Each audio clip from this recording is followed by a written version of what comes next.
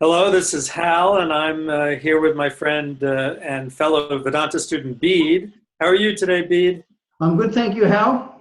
Good. We're about to do episode 12, which is going to be our final episode of a series of videos on Vedanta Psychology, or the psychology of Advaita Vedanta. This will be the final episode, although we may do some special episodes later after this one. And today we're going to be talking about Dharma. Okay. Now, I just want to go through, before we start on Dharma, I want to just explain something that Swami Dayananda always does. He doesn't impose a teaching, in other words, about life. He takes a fact that exists in our life, and then what he does is he clarifies this fact to show its meaning to us. Okay. This is extraordinary. This is what was quite extraordinary about him. He didn't conjure up a theory about life. He didn't go. Yeah, he would take us as we were. He took human beings as they were and where they were. Yeah. And then he worked from there to unfold the vision of Vedanta, starting from exactly what our experience of life is as we are. Exactly. And we have two aspects to Vedanta. We've got the aspect of self-growth, which we're mainly concerned about in this series, and self-discovery. Now, so when he's talking about self-growth, he's not developing a psychology. What he's doing is he wants us to become acquainted with certain facts that exist in our life and show the clear meaning, how they are related to our welfare and our happiness. Okay, yeah.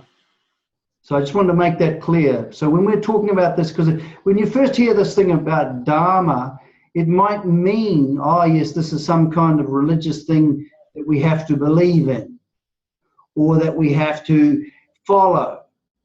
We're not talking about anything like that, actually. We're talking about something that exists, a dynamic that exists in the human being that can become active in us, and it starts to govern how we act. Okay. I was wondering about this, the word Dharma. Maybe not everyone is familiar with the word Dharma who's watching this video. Yeah, so what I'm going to do is, in order to make it clear, we're going to start with a practical thing. All right? Now, did you ever see the movie Schindler's List? Yes, I did. Yeah. Now, the interesting thing about this man Schindler was this. Would you say that the desire for pleasure governed a lot of what he did? Yes, I think he liked the finer things in life. He was, I think, wealthy, cultured, and, a worldly person who liked worldly pleasures. Right. He liked women, he liked alcohol, he liked having fun. Yeah. So he liked pleasure. So in other words, he had a desire active in him that was governing his behavior. Would you say that's true? Sure. Okay, so that, in other words, he was responding to this force in his life, that actually something in him that was becoming active.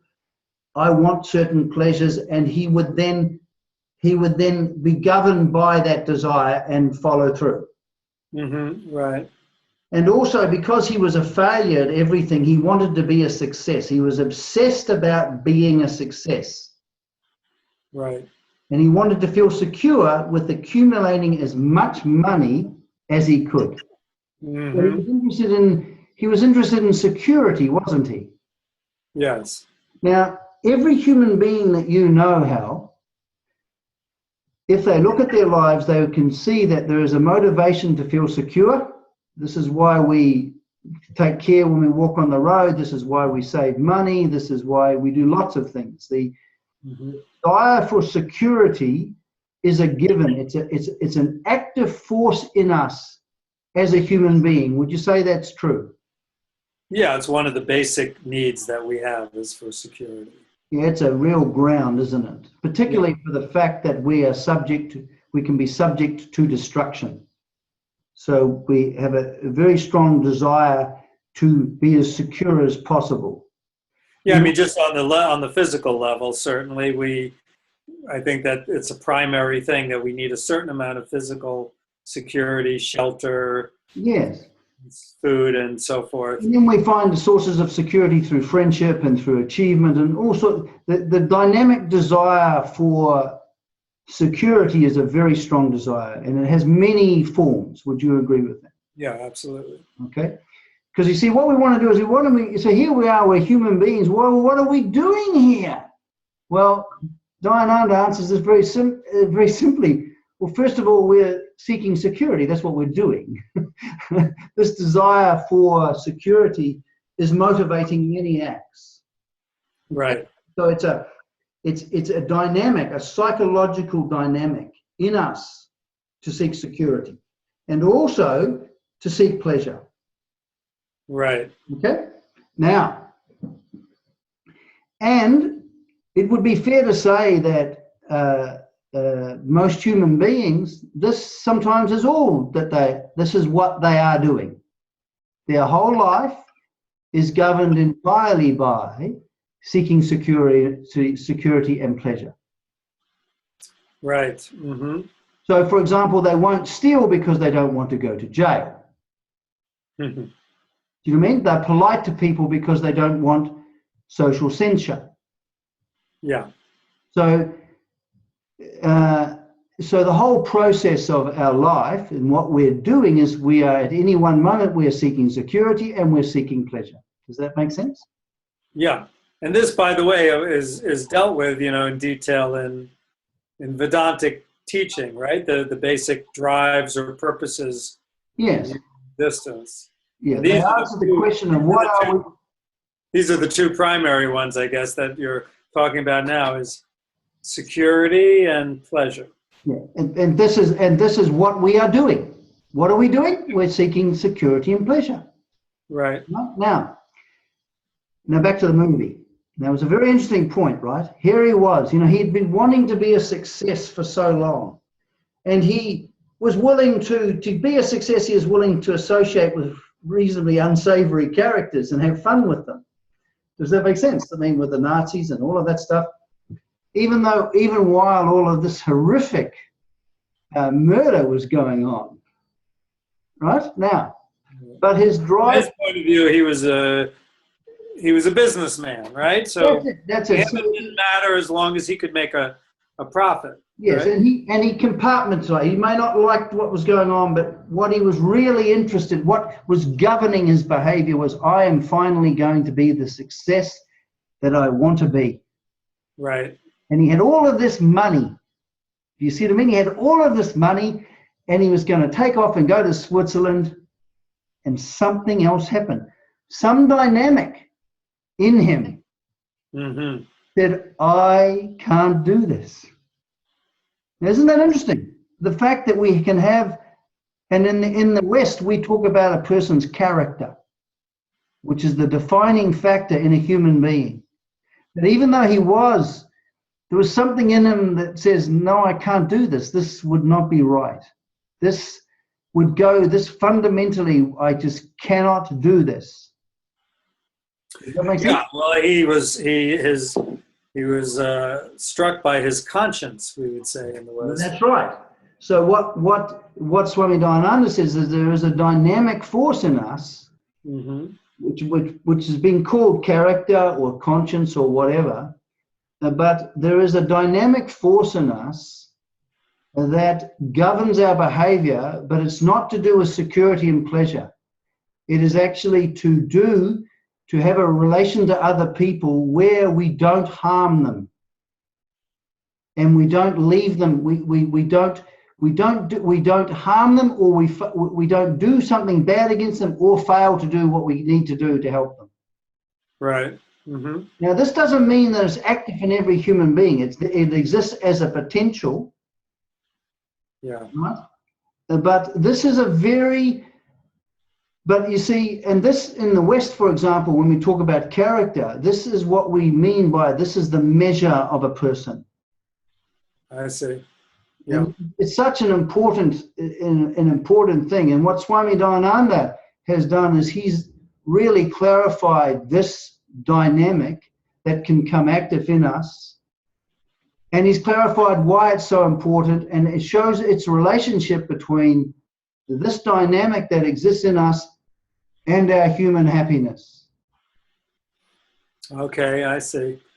Yeah, this dynamic it's kind of what determines whether we would think of someone as being a good or a virtuous individual, right? Right, and you see, all of us can reckon, when we watched that movie, we thought, yeah, we understood what his dilemma was. Right. Didn't we? You know what I mean? Like, we understood clearly that for him to leave would be a very wrong act.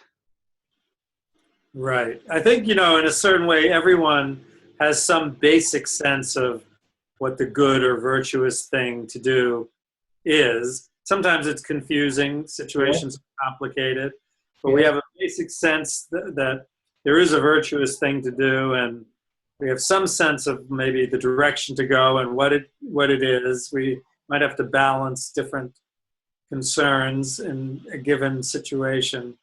It's almost innate to us, unless we're really damaged in some way, if we're psychopathic or something like that. We have almost innately some kind of sense of fairness, justice, and goodness. Now, Swami Dayananda's got a very interesting view on this, and my teacher, she talks about it. She says, if you go into a room and say, anywhere in the world, to any religious group or culture, to any racial group, and you said, put up your hands who likes to be hurt by others here. Universally, people will say, no, I don't want to be hurt. I don't want to be damaged by the actions of another. I don't want to be stolen from. I don't want to be betrayed. So the fact of the matter is that we have intrinsic in us as a human being, intrinsically we have this knowledge of what is right and what is wrong based on what we know how other people treat us. We have a common sense knowledge. It's not something mystical or magical. We have a common sense knowledge of what is right and what is wrong. As my teacher says, even a hitman who's shooting someone knows that he doesn't want to get shot. He has a half knowledge of what is right, because he knows in terms of himself he does not want to get shot. Right. But he may not understand or appreciate the value of not shooting other people, because for his security and pleasure, he's going to get $100,000 for shooting somebody. Right. It might be overridden by other concerns, but I think, most people would have, unless there's something seriously damaged about them, this basic sense of what they call the golden rule, right? That one should not do unto others what you would not want others to do. Yeah. Now, it's not a moral thing, though. We're not talking about, and I want to be very clear on this, we're not talking about an external morality being imposed on us or an external prescription of how you should do this and you should do that and you should act this way. Right. We are talking about an appreciation of how we would like others to treat us, and when this appreciation governs our behavior, we would say in Vedantic language, what happens is we are conforming our actions to Dharma. We are conforming, we are acting in such a way that our actions are conforming to what is right and what is wrong. Yeah, okay. And that appreciation of what is right and wrong is now a governing factor in our life. This is what we need to come to. It's not a matter of not enough to know it. The difference is when it becomes the governing factor in our life. And for example, in that moment when he had the suitcases full of money, right? He couldn't do it because something else became a governing factor in his life. So it wasn't that he believed some religious set of do's and don'ts or a philosophical theory about right and wrong. He basically saw the situation, he saw what he was about to do, and he couldn't do it. Mm-hmm. He wouldn't have been able to live comfortably with himself if he did that. Now, this is the precise point. In other words, he saw that it's in his best interest not to do it. Yeah. Not the best interest in terms of money, but in his best interest in terms of being a human being. It was definitely in his best interest not to do this. And the thing is, throughout history, whenever we human beings, we see a story that we find inspiring, don't we? We understand that this is a very important factor in human life, isn't it? Yeah, you mean when it becomes an inspiring story, when we see how that kicks in and sometimes gets people to act in ways that would be against their materialistic self-interest. Yes. There's a kind of an ethical interest that they are kind of almost compelled to further. Otherwise, they wouldn't be able to live with themselves, in a sense. Yes. Right? Now that's a very interesting thing, isn't it? That here is this ethical striving, this dynamic force that can become active in a human being, Mm-hmm. and it governs us, and we can sort of recognize it, and we go, "My goodness," we become like one of the most inspiring stories I ever heard was that during the My Lai massacre. You familiar with the My Lai massacre? Yes. Yes. There was a young helicopter pilot who came across the scene. He was 24 years old, and they lowered the helicopter, and he reached out and they picked up this little boy, and he says, "I had a little boy back home." So he didn't see a gook; he saw another human being. Yeah. And then when he saw what was happening, he placed the helicopter between the soldiers who were murdering and killing people and the rest of the villagers. And he ordered his own American troops to shoot on the Americans if they raised their guns. Hmm. Now, that's extraordinary, really, because, I mean, this young fella, all his life, he'd put his hand on his heart and looked at the flag and all of this sort of stuff.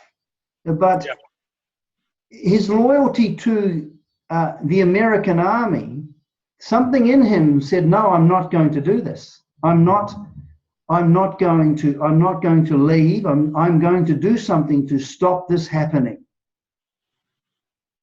He was given a Congressional Medal of Honor, I think, later in 1985 or something like that. But imagine that, a 24-year-old boy, does that make sense?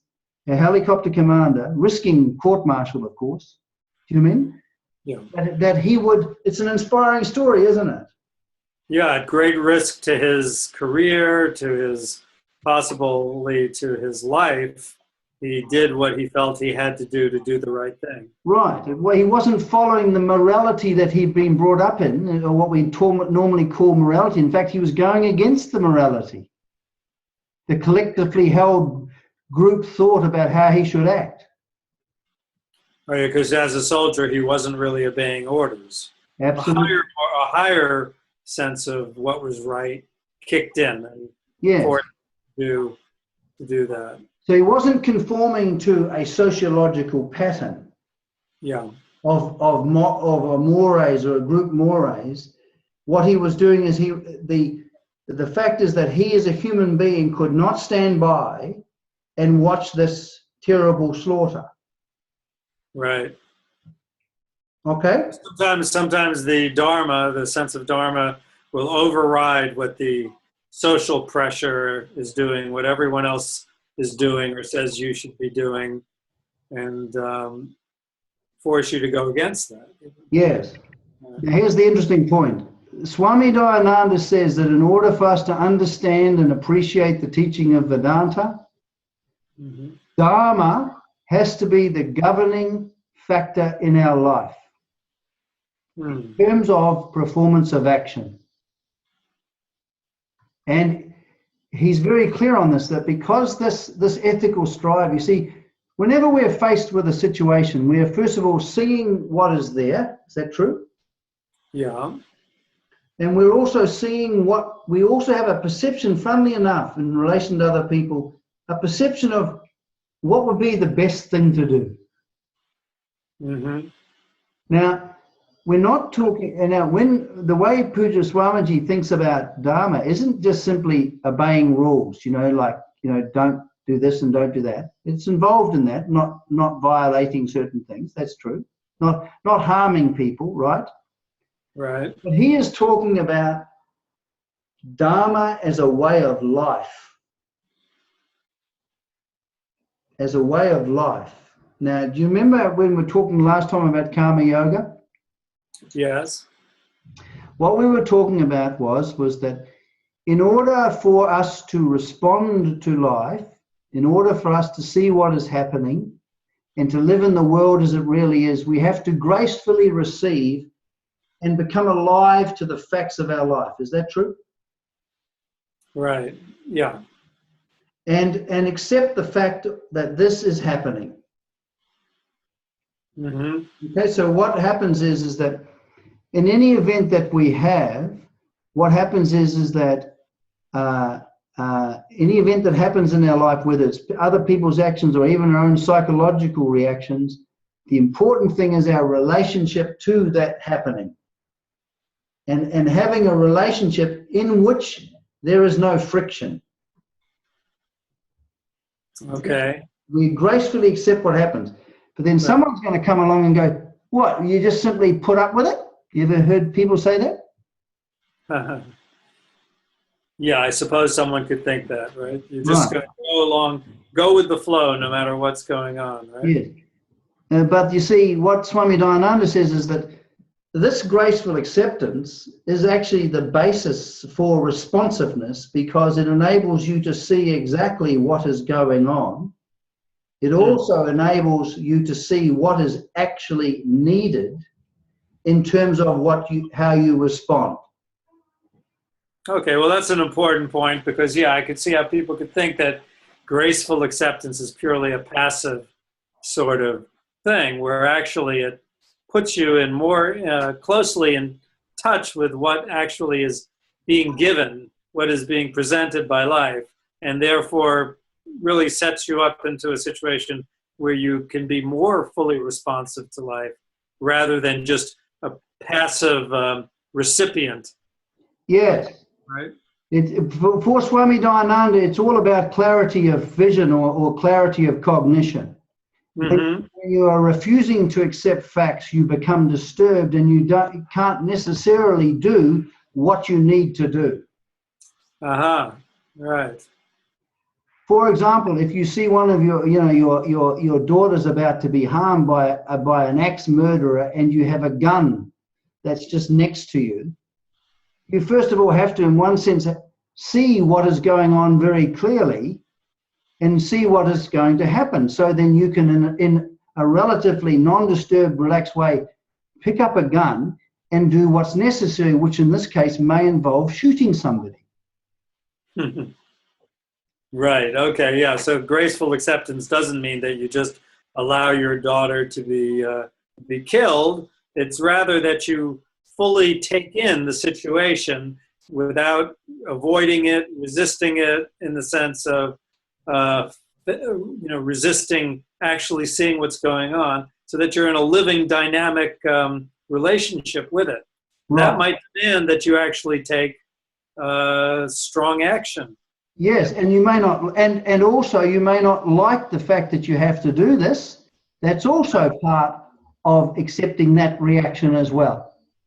But you know that by not lifting up the gun and not by shooting somebody, in that situation, it would not be a good thing. Right. This is the problem with the philosophy of pacifism. It says that I will never, ever engage in an action against another human being under no circumstances. Now that sounds very noble, but it doesn't necessarily, but it can act as a prejudice in the sense that it can stop you doing what you need to do. Right, right. Or for example, another, maybe an easier example is if you see a poisonous snake about to strike a child, mm-hmm. and you have a hoe or a shovel or a sword nearby, you'll chop its head off. Absolutely. Before you do that, you wouldn't want to kill even a poison snake. You wouldn't normally want to kill any creature, perhaps, but in that circumstance, you would respond without hesitation, as need be. Yes. Now, the interesting thing here is this: is that we can see that we need to live in the world as it is, which Swami Dayananda called living in Ishvara's world. We have to have this be imbued with graceful acceptance, in the sense that, and graceful acceptance, sometimes people make a mistake here. We also gracefully accept our reactions. If someone's robbing you or is attempting to rob you, and you have a reaction of dislike about that, that's first of all, we're not trying to be nice. This is happening, and I dislike it. We have an accepting attitude of the entire happening, including our reactions to the happening. Okay, right, that makes sense. Otherwise, sometimes people get this idealistic idea that accepting everything means that you're never supposed to have any negative response to anything, right? Yes, and because of his understanding that whatever happening we're looking at is the functioning of the order in perfect keeping with the intelligent arrangement it is. What's important is that we embrace that order, which includes our so-called negative reactions to that. Mm-hmm. So we're not trying to become nice. Okay. You know what I mean? Or spiritual. Not in a stereotype sort of yes, way. Or become a bliss bunny. You know what I mean? What we're interested in doing is having a harmonious relation to what is, so that we have a completely clear cognition of what is occurring. Mm-hmm. Does that make sense? Yeah. Now, from that ground, we now respond. Right. From that ground of acceptance, we now have the basis of responsiveness, don't we? Right.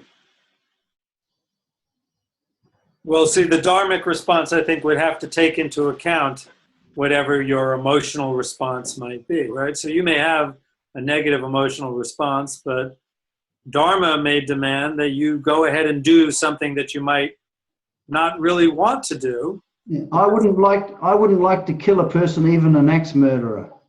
Right. However, for me not to do it, if I didn't do it, I would actually feel something about the fact that I omitted to do what needs to be done. Hmm. This is this kind of situation, in a sense, is really a lot of what the Bhagavad Gita is about, isn't it? Yeah, the question of whether you're in a war or not in a war is that we're always confronted with a situation, and that situation is considered from a Vedantic point of view, the presence of reality in the form of a duty to be done. Right. So like in the Gita, Arjuna would have preferred not to fight. Yes. Because there were people on the other side who he was close to and everything. Mm-hmm. But the situation demanded that he fight whether he wanted to or not. And that's what Krishna told him. Yes. Because it's not a question of, you see, the thing is that what we want to do is we want to be able to meet things with sameness of mind. Is that true? Yeah. Now, have you ever done this? See, and what we want to do is we want to be able to see the situation in the light of Dharma. Now, as we've said before, have you noticed that sometimes we have an impulse to do something, and we listen to that impulse and we find our actions conforming to it? Have you ever conformed your actions to an impulse which you knew that the impulse is neutral, it's just a happening? But have you ever acted in such a way that you acted in conformity with the impulse and it harmed a person? Have you ever done that, Hal? Well, unfortunately, I guess I probably have, yeah. Every human being does this. Now, what Swami Dayananda talks about is this, is that is that, you see, when people wonder, well, how do I live my life? You know, the big question, and I had this before, like, how do you live your life? What really is the best way to live our life? How important an issue is that for a human being, do you think? Very important issue. Yes, because we're talking about what is the most happiest and fulfilling way to live. That's what we're asking. What is the most meaningful way to live as a human being? Yeah, it's, one of the main big questions, I guess, along with who am I? Yep. How should I live? Right? Yes, how should I live? Yeah. Now, Swami Dayananda has a magnificent thing on this. Now, so we're not trying to live an ideal life. We're not trying to have an ideal in my head, I should live this way, now I'm going to live it. Right? Because that all often brings conflict between the ideal and myself, doesn't it? Right. What we're talking about is that with our understanding, we attain that there is a way of living which is truly valuable, and because I understand with my intellect and my understanding its value, I'm going to live this way. Can you see how that's different than following rules? Yeah, sure. Yeah. You're not just following some externally imposed, preconceived idea or rule or set of rules. It's something that you have to find in some senses is meaningful to you. Right. Now, when I was talking about how when we practice karma yoga, it's always right now, right here as we are. Is that true? Yeah. Mm-hmm. Life comes to us like an hourglass, one piece at a time. Thank goodness for that. Mm-hmm. Now, and this is our actual life, isn't it? Yeah. There's all the rest that we can think, all sorts of wonderful things, but basically right now I'm talking to you. All right? Right now I'm trying to show the value of what they call Dharma. Right? Now, so we've got this one event happening now. The big question is, okay, so what is the governing factor here, and how do we translate it practically, moment by moment, in terms of responsiveness? Okay. Okay. Now, the first thing is, and I call them the big three. Do you know what I mean? That's just a pedagogical device, the big three, right? What happens is the first rule is this. First of all, don't harm. Okay? Unnecessary harm. So when you're confronted with a situation or a person, the first thing is that you don't want to harm. You know you don't want to be harmed, but also you know that, have you ever sometimes, even in retaliation, acted in ways that didn't really help the situation? Yeah, unfortunately, yeah, sure. So you, under the pressure of what we call binding desires that impel us to act in certain ways, we sometimes do things that make the situation worse. Right. Mm-hmm. Okay? Now, as soon as we start to understand the value of non-harmfulness, we then start, this is the basis for seeing our harmful acts. You see, in Vedanta, we use juxtaposition between two things, don't we? Discrimination. Now, until I actually see the value of not harming, I won't really see when I'm being harming. Okay. That's why when Swami Dayananda clarifies things so that we can actually broaden our perception, if you like, so we can actually see. So we see when Dharma becomes the context of our life, it transforms the meaning of our acts. Right. So, for example, if I like to be treated well by somebody, and then you come along and say, "Bede, you're a bit of an idiot," then I just go, "Well, stuff you too," right? I retaliate. Given my desire to want to be treated well, it's perfectly understandable. It seems to me fair that I give you a serve. Does that make sense? Fair that you do what now? Give you a serve. Strike back at you. Yeah, okay. You're a fool as well. All right? Yeah. But when we're talking about Dharma, okay, we acknowledge the fact that hell has said an unpleasant thing, possibly designed to make me feel bad. So Right. we're not trying to be lovey-dovey and all this sort of stuff, right? Mm-hmm. But when I'm committed to Dharma, I don't do an unnecessary harmful act. Right. So non-harmfulness is considered in Vedanta of tremendous value. Mm-hmm. That's like the fundamental basis of Dharma in a sense, isn't it? That's how Dharma becomes evident. Yeah. Because you see, have you ever talked to your spouse in a terse voice? Yeah, probably. Yeah. Yeah. Now you see, well, so what we're looking at here is when I commit to Dharma, I'm now going to live a life where I'm not going to harm. I'm going to commit to that. That doesn't mean to say you're not going to harm, by the way, Hal. This is the growth of something. We have to learn to live a dharmic life. And my teacher says it's very difficult.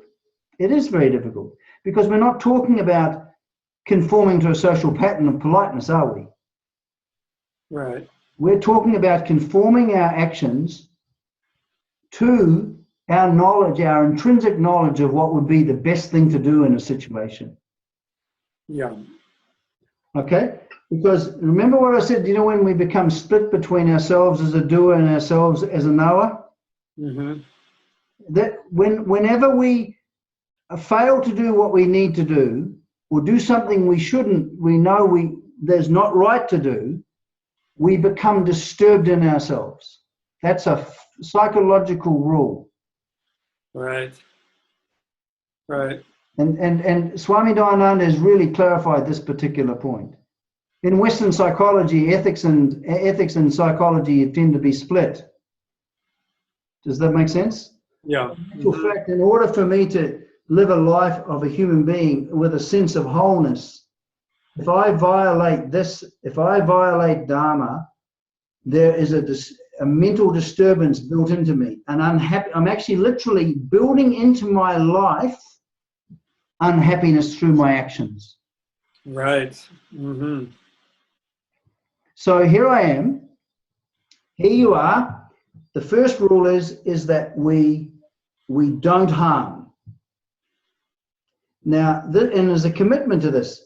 Now, this means that we're going, in relation to other people, we're going to meet every situation with sameness, aren't we? I'm not going to harm.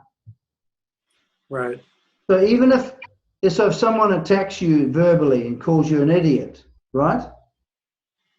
The person will say, well, of course it was understandable, that I got angry and I attacked him back. Right. From the point of view of Dharma, we first of all understand the person because we understand that given the person's psychology, they can't act in any other way. But our interest is in remaining in harmony with the whole, isn't it? Yeah. Because what we're looking at is the presence of God or the presence of reality in the form of a duty to be done. That's what we're looking at. Right. And the interesting thing about duty means to give something its due. Do you know that? It's to give something what's needed. Mm-hmm. So the first rule is of the three aspects of which how to live a life of Dharma. In other words, live in conformity to this inward desire to do what is right. Yeah. Does that make sense? Is non-harmfulness. Right. And as soon It's as a natural thing because it comes also, as we discussed earlier, from the basic sense that we don't want to be harmed. right, Therefore, we have a natural empathy that no one else wants to be harmed either. Right. And just as we would like that the world and others don't harm us, then the fair thing is that we also don't harm anyone else. yes. Yes, and the thing too is that once we understand that living a life of Dharma, being non-harmful, is highly beneficial for our sense of well-being. Yeah. You see, have you ever done this? Have you ever restrained from saying something harsh to your spouse and seen the practical result of doing it?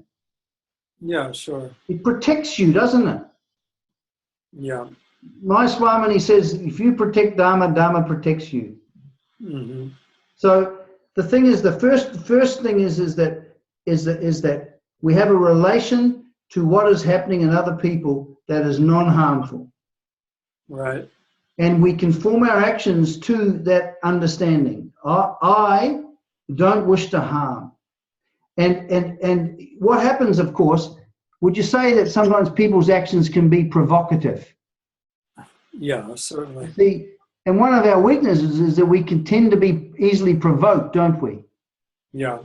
However, it's a question of what are we going to listen to? Are we going to listen to the voice of Dharma and respond to that? Or are we going to listen to the voice of our desires and aversions? This is the fundamental in terms of action. Yeah. And we can only make this choice now. Right now, what's happening? I'm sorry, what do you mean by that? We can only, the choice of living a life of Dharma is made on a moment-by-moment basis. It's not like, yes, I'm going to commit to living a life of Dharma like some philosophical thing. I see. My teacher said this is true devotion.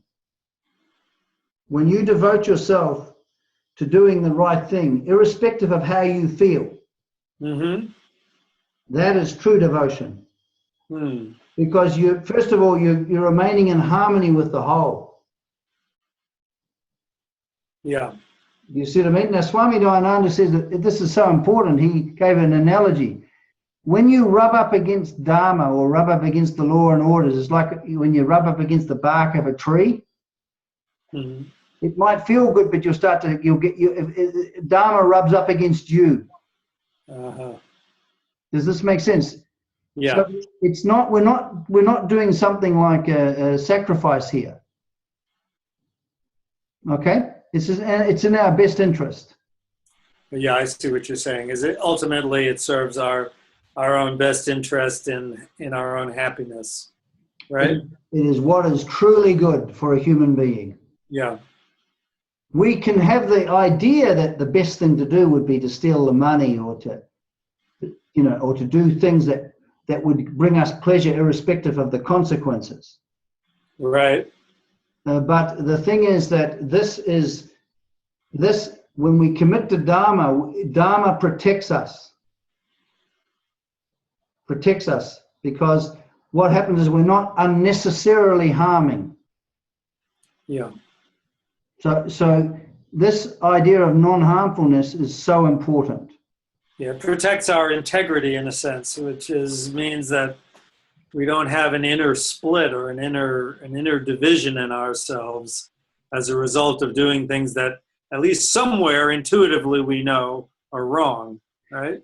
That's a very good point, Hal. That's the precise point that Swami Dayananda makes, is that when you become split as you as a knower of right and wrong become split as you as a doer of actions, and when they become split, there is a rupture within yourself. Right. And the problem is that all of us have a history where we've done things that are wrong, and it weighs on us. And right. when we do a wrong act, that one act evokes the guilty person. It keeps the guilt of a lifetime active in us. Yeah, and it erodes our self-esteem, Completely. He makes that point too, in the sense that if you're not doing what you need to do, you somehow, in one sense, feel you feel useless in this respect for yourself. Yeah. Okay? So here we have a situation. The first rule is non-harmful, right? And my Swamini said sometimes, how sometimes you can be in an interpersonal situation with people and it's really, stuffing up, it's going all haywire, and you feel like just saying something, but what my Swami said, often Bede, it's best simply to say nothing. You'll wait it out. Mm-hmm. So first of all, don't do any harm. So you may not know what to do. Yeah. Because we have limitations. We can't necessarily, we can't deal with every situation to a good result. That's not going to ever be possible. But we can remain in front of it and not cause any more harm. Does that make sense? Yeah. Sometimes, like in that situation you described, it's a tough one. You kind of want to say something. Yep. Usually somewhere in there, there's a niggle there telling you, stay quiet, don't say anything. Now but our impulse overrides that sometimes, and Yeah. then we make the situation worse, where those times when we listen to that niggle that says, just stay quiet, ride the situation out, let it resolve itself, usually then things work out better, right? Yeah. Yes, and so what you're then doing is you're relying on the presence of reality in the form of Dharma. You know, I think in Western philosophy, it was said that I think it was Socrates had what he called his daemon. Yes. Not a demon, but a daemon. He felt it was almost a voice inside him that would tell him primarily not to act when he should not act. Yes, right? this is quite right. And Swami Dayananda says that we can get a growing clarity of what it means to live. See, we have to learn to live a life of Dharma. Mm-hmm. If we assume, I live a life of Dharma, I don't rob people, you know what I mean, I'm polite, that is not Dharma. That is not living a life of Dharma. It's useful, but we're talking about a responsiveness, an awareness of what is needed, and then doing that. What my Swami says, doing the needful with presence of mind. Okay. And without karma yoga, you can't do that because you're not aware. Mm. You're not living it. You're caught up in subjectivity. So the first thing is, first do no harm. Okay. Mm-hmm. The second big one is that in any situation that you're faced with, right, when you actually see what is actually happening, and you can do that now because of the graceful acceptance, right?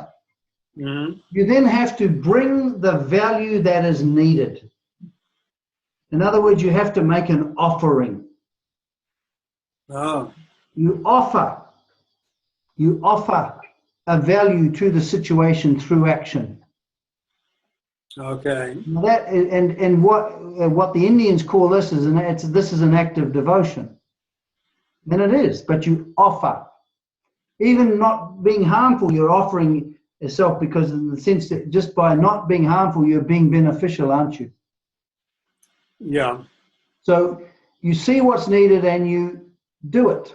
Okay, yeah, right. And so Swami Dayananda, he often, I think, talks about this as being a giver, or being a contributor, or a giver. Right? Yes, reaching out actions. Yeah. So Be what a happens? person, it's a natural response that you want to give or contribute to the good, right?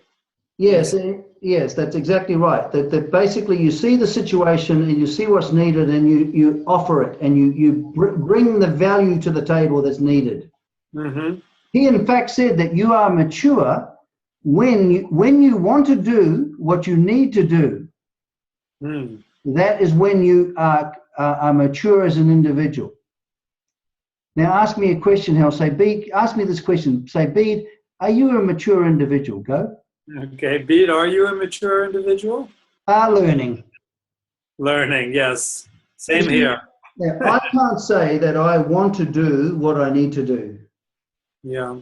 Often I have to, what he says is that, there's a bit of a conflict there, but what happens is because you understand, because you see the value of it, you may not want to do it, but you use your will to make sure that you do it. Yeah. Okay? Because you don't want to fail to do what you really do need to do. Right. Even if you haven't gone so far as you really feel good, you want to do what you should do. Mm-hmm. At least you don't want to fail to do what you know you need to do. But luckily, something like that. I don't know if that makes sense. No, it's true. And what he says is that if you, for example, don't want to write a letter, But he says once you actually do what you need to do, you do get a satisfaction. There is a pleasure from it. It's different from the pleasure of other things. But there's a sense of fulfillment when you do what you need to do. In other words, you start to build peace into yourself. Oh yes, as a well-practiced procrastinator. Yep. I know very well that when I finally get to make myself do what I should do, what I need to do, then I just feel so much better. Quite. I wonder why it took me so long to do it, because I could have had this good feeling a long time ago, right? Exactly right. So again, we're coming back to the fact that this ethical striving in the human being is a dynamic force, and when you satisfy it, you feel good in yourself. You feel right in yourself. You feel connected to life in the right way. Right. Okay? So you have, first of all, not harming. Secondly, you have beneficial contribution. Okay. Now, there's another one that's important, is appropriateness. You see, it's very interesting, this, because, you see, if you're in a different culture, right? You're in a different culture. When I was in India, I was in a different culture. Does that make sense? Yeah. So what would necessarily be, for example, what would be appropriate in one culture is not appropriate in another because it will disturb. Does that make sense? Yeah, absolutely. Now, it's not that you're trying to be a nice guy. You just simply want to be in a harmonious relation to what is happening. Right. Right? So appropriateness is, for example, you don't joke at a funeral, but you might joke at some funerals. It might be appropriate, but it's what fits with the situation so that you don't disturb. Yeah. Okay? So what Swami Dayananda says is that when you start living a life of Dharma, so that Dharma governs, so that you still pursue pleasure. My teacher said pursuing pleasure is good. She says it keeps us in good humor. Mm-hmm. Right? You know, when you have a good time with friends and stuff like that, it's good, isn't it? It's pleasurable. Yeah. You still pursue security. But the pursuit of these two things is in conformity with Dharma. Mm-hmm. And then you become a complete and whole human being. Okay. Does that make sense? Yeah. And the idea is that each moment presents itself. When you fail to do what you need to do, you're going to wear it. Forget about next life and all of that stuff. You're going to wear it today. You mean you're going to be experiencing some consequences of that right away? You can't avoid it. Yeah. Have you, for example, like if you, for example, respond to your spouse and say, "Oh, I'm sorry, have I done something that's upset you, or I don't like that. Could you tell me about it?" As opposed to, "What the hell are you angry for?" Right. See, so what you're committed to now is you're committed to living a life of Dharma in the sense that you want to be non-harmful, beneficially contributive, and appropriate. And you respond to every situation in the light of Dharma. In other words, you remain the same. You know, they talk about yoga as sameness. Yeah. Two aspects. It's sameness in terms of here is the presence of reality. It is to be gracefully received. Okay. Here is the presence of reality in the form of a duty to be done. But we meet it the same way. Okay. So then we remain the same. We're not being chopped around, are we? Right. Does that make sense? You see, it's all very well to talk about, oh yeah, I want the freedom that's unshakable, right? Mm-hmm. But if we don't start to know and understand and appreciate what that means practically in a relative sense. Yeah. So I remain the same. In other words, I remain undisturbed. Yeah. and the environment isn't dictating how I act, Dharma is. Right. You mean? What happens is that it's a great training ground, isn't it? Mm-hmm. You're basically saying there's a kind of a sameness in the sense also of a sort of a shanti or a peacefulness Yes. in the person. When you're just responding to Dharma, you're doing what needs to be done, you're not harming, and you're acting appropriately to the situation because that's what the situation requires. When you're doing that on a consistent basis, then there gets to be a kind of a steadiness and a sense of integrity and peacefulness about yourself. Yes, I helped a young fella a while ago because he was extremely shy when it came to talking to girls. Yeah. What happened would he would clam up. Does that make sense? He would clam up, and he didn't know what to say or do, and then he would try maybe to impress or do something to try and be liked.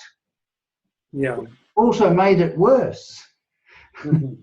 Now, so what I said to him is that when we are self-conscious, we're aware of how we're coming across, aren't we?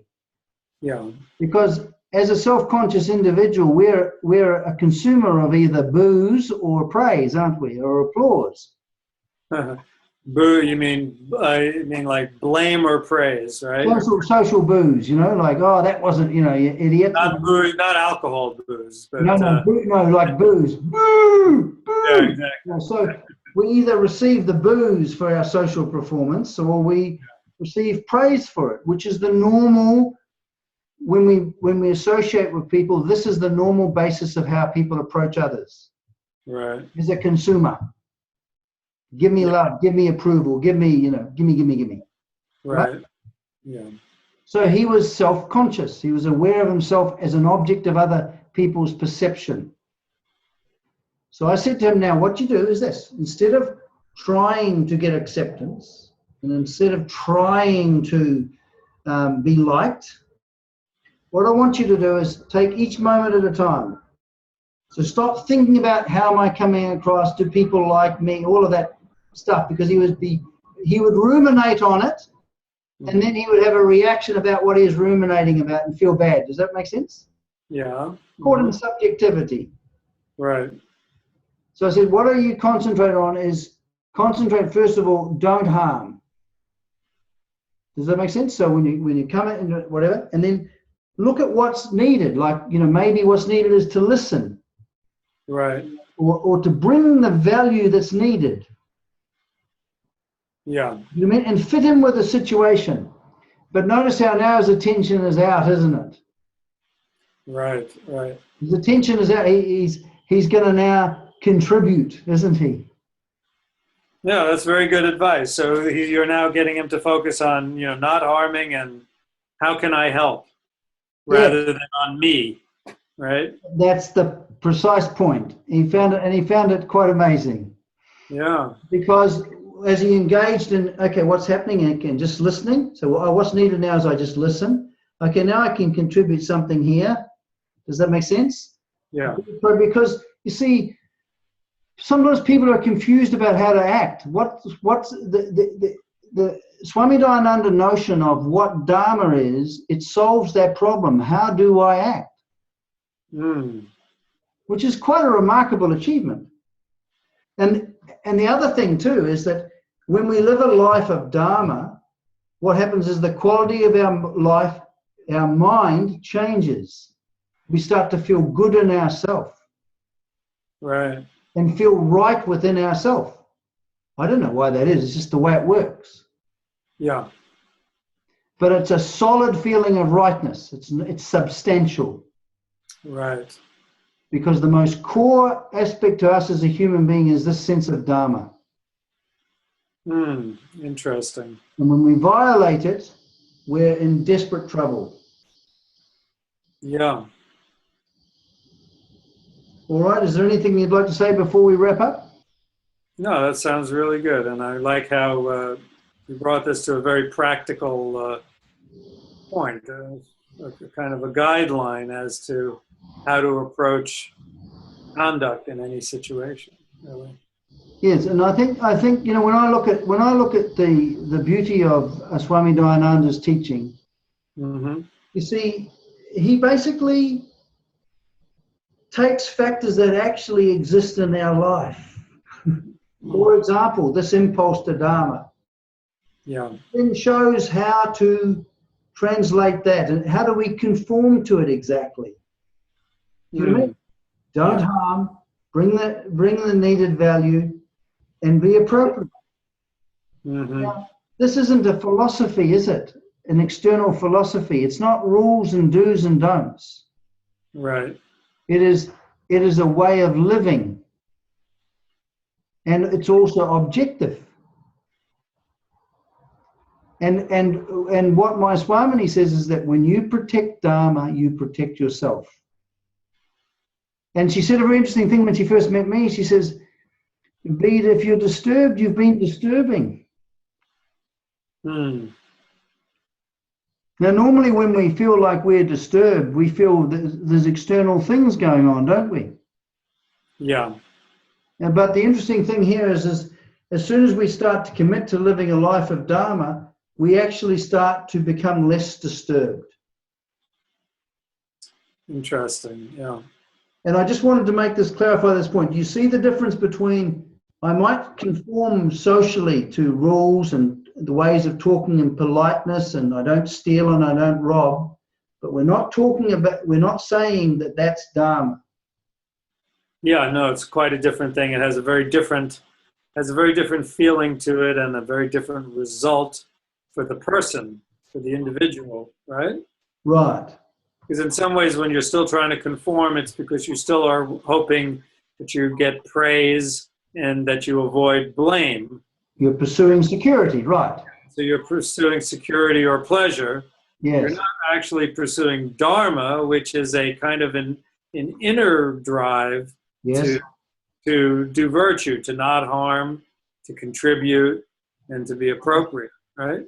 Yes, and what Swami Dayananda says is that when we truly see the value, Yeah. when the value of living a dharmic life, he said you can't use a stick with people. When they actually see, yes, this is a way of life that is truly valuable. This is how I should live if I want to have a good life. Does this make sense? Mm-hmm. Now I value the value of the value, don't I? Yeah. And then it's mine, isn't it? Oh, yes. Okay. That's why he talks about the value of values. You have to not just have these values imposed upon you, but you have to find within yourself a value for these dharmic values, right? It has to come within, in a sense. That's right. There has to be, first of all, it always starts with Vedanta, is we have to, first of all, understand what Dharma is. We have to understand its nature. Yeah. Second thing is we have to understand its significance and importance to ourselves as a human being. Yeah. And then we have to know how to bring this into our life. Yeah. So first of all, so we have this inward drive to actually not harm. Does that make sense? We have this inward drive to do the right thing. Yeah. When we violate this, we become disturbed in ourselves and we build up disturbance. So when we fail to do what we need to do or do what we shouldn't be doing, what we know is not right, should I say, we are building up disturbance in our life. We become disturbed as an individual. Yeah. Such a person can't understand the teaching of Vedanta. Their mind is too muddy. Yeah. But when we start living a life of Dharma, we start building in a sense of rightness, a sense of being at peace and in harmony with the whole. Yeah, you can see how this is really a necessary foundation for the kind of listening, meditating, contemplating. That's the main sadhana or the main spiritual discipline of Vedanta, but through which you can get the non-dual vision that Vedanta is trying to communicate. You need this as a foundation. You need this basic sense of integrity, wholeness, rightness, sameness that comes really from doing Dharma. Yes. Yes. And so what happens is this provides the ground in which the contemplative disposition, which is a disposition where I just simply like being with myself as myself, can arise. It is not, so it's not possible, like in all our talks, when we talk about psychological transformation, we mean, trans means across, doesn't it? Form, so it's moving from one form to another form, from one form to another form. When we first come to Vedanta, we are in a particular form and a state of being as an individual, aren't we? We're completely enclosed in subjectivity. We're not necessarily committed to Dharma, we're committed to security and pleasure. So there has to be a transformation of the individual. And Swami Dayananda's whole teaching on self-growth is to bring about a transformation of the individual, so that the individual is living in the world, is gracefully receiving what is happening without being caught up in reactions, becoming the reactions, and also is participating in existence in a beneficial way in accordance to the inner dictates of this Dharma that becomes active in us. It's amazing too, because so much of the sort of psychological conflict and problems that people complain about in modern times and in the West, really I think so much of it can be traced to the failure to live dharmically.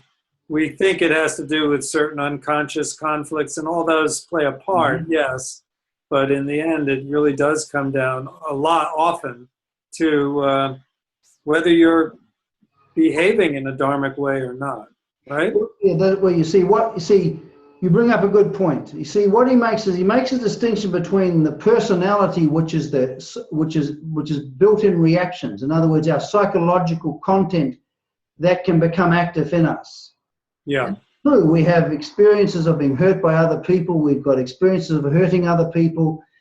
We've got this content that becomes active in us. There's no hope. We don't want to try and change that. But if we shift from being a reactive person to being a conscious person who is living in the world related to the whole, that is the liberating factor. Not psychotherapeutics.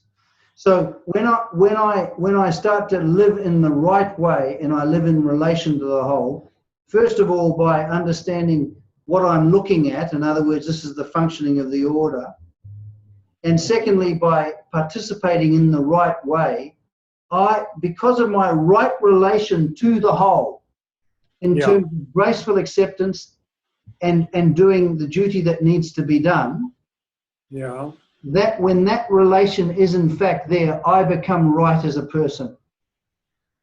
Because I'm being a conscious person and I'm also living a responsive life. I'm no longer reacting. But I think also, just on a practical level, that a lot of, what people experience in terms of anxiety, depression, and insomnia, and all sorts of problems that many people have, at least in the West and in modern times. So many people are taking medications for all these things. To some degree, this has to be connected with, what kind of life you're living. If you're engaged in a livelihood that is somehow not honest, or that is engaged in actions that are harmful to other people or to the environment, if you're not being respectful towards your family and your co-workers and friends, and if you're not being dharmic in these kinds of ways, then naturally you're going to feel a sense inwardly of tension, of division, that is going to make it very impossible to have peace. That's definitely true. If I am governed by security and pleasure only, even though I'm socially conforming to the pattern, I will have an inward unhappiness because I won't really be meeting each moment in the right way. Right. If I omit to do things, or I do things that are wrong, I will, and even little things, talking harshly to your children, Mm-hmm. talking harshly to your spouse, just little things. You know what I Yeah, mean? and all sorts of things too. People who kind of claw their way to the top and Yes. become very successful, but in doing so, they are ignoring caring for their children, caring for their spouse, caring for their parents, and Yes. things like that, because they're just too busy and preoccupied. Things like this, Yes. they may get that success, but they are unlikely to be able to really enjoy it and to be happy. That's right.